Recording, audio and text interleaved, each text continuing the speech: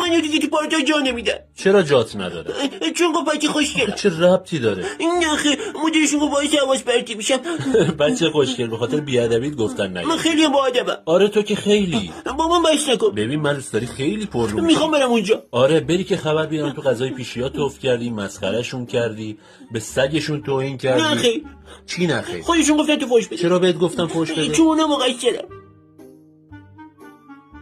بیشی گوشتاری بیای پایین جرت میدم ها. آخه میخوایی ما به تو چی کردن؟ خفه چه پیدازده دم خیر بخنده تو نکن. به من چه؟ بینشون اینه باماش خری نه بابا. به مرگ تو بابای من فوش میدی تو قضیت توف کردم. معلومه تو اوضاعت خیلی خیده ممنون دستین شما دارم اینم بو میده تو اونجا کار دیگه کردم.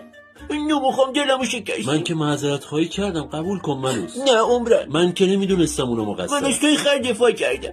دست درد نکنه من خرم. تو که دیدی اونا میگن. خب تو هم هی تکرار کن. چی؟